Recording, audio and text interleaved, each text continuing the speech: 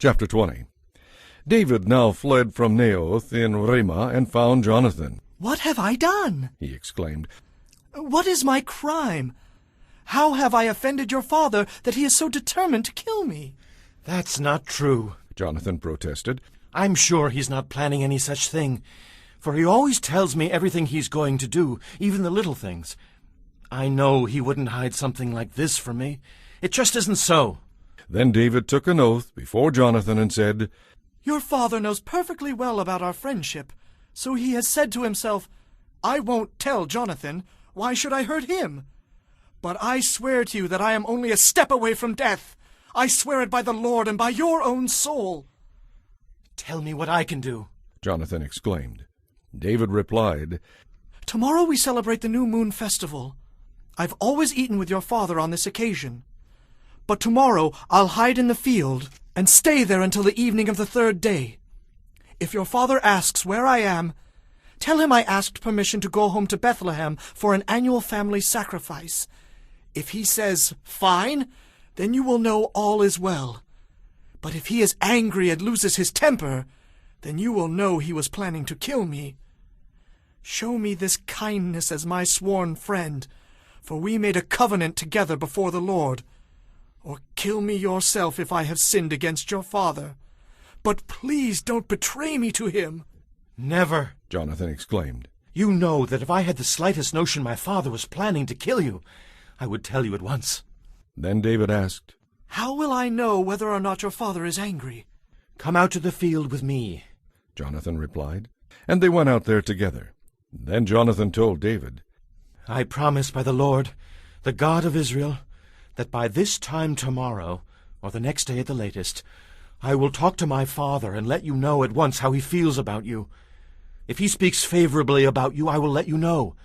But if he is angry and wants you killed, may the Lord kill me if I don't warn you so you can escape and live. May the Lord be with you as he used to be with my father. And may you treat me with the faithful love of the Lord as long as I live. But if I die, treat my family with this faithful love, even when the Lord destroys all your enemies." So Jonathan made a covenant with David, saying, "May the Lord destroy all your enemies." And Jonathan made David reaffirm his vow of friendship again, for Jonathan loved David as much as he loved himself. Then Jonathan said, "Tomorrow we celebrate the new moon festival. You will be missed when your place at the table is empty. The day after tomorrow, toward evening, go to the place where you hid before, and wait there by the stone pile. I will come out and shoot 3 arrows to the side of the stone pile, as though I were shooting at a target. Then I will send a boy to bring the arrows back. If you hear me tell him, 'They're on this side,' then you will know, as surely as the Lord lives, that all is well and there is no trouble. But if I tell him, 'Go farther, the arrows are still ahead of you,' then it will mean that you must leave immediately, for the Lord is sending you away. And may the Lord make us keep our promises to each other, for he has witnessed them."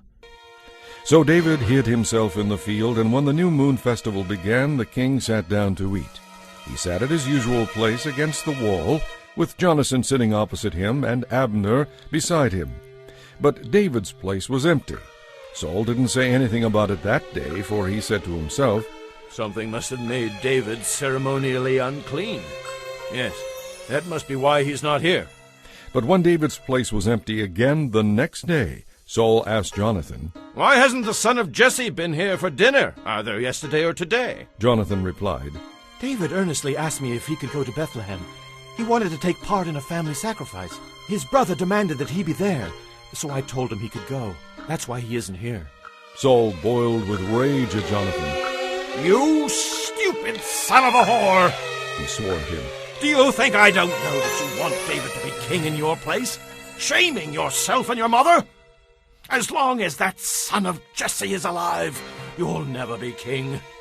Now, go and get him so I can kill him." "But what has he done?" Jonathan demanded. "Why should he be put to death?" Then Saul hurled his spear at Jonathan, intending to kill him. So at last Jonathan realized that his father was really determined to kill David. Jonathan left the table in fierce anger and refused to eat all that day, for he was crushed by his father's shameful behavior toward David. The next morning, as agreed, Jonathan went out into the field and took a young boy with him to gather his arrows. "Start running," He told the boy. "so you can find the arrows as I shoot them." So the boy ran, and Jonathan shot an arrow beyond him. When the boy had almost reached the arrow, Jonathan shouted, "The arrow is still ahead of you! Hurry, hurry! Don't wait!" So the boy quickly gathered up the arrows and ran back to his master.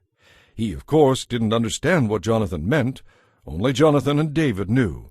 Then Jonathan gave his bow and arrows to the boy and told him to take them back to the city. As soon as the boy was gone, David came out from where he had been hiding near the stone pile. Then David bowed to Jonathan with his face to the ground. Both of them were in tears as they embraced each other and said goodbye, especially David. At last Jonathan said to David, "Go in peace, for we have made a pact in the Lord's name. We have entrusted each other and each other's children into the Lord's hands forever." Then David left, and Jonathan returned to the city.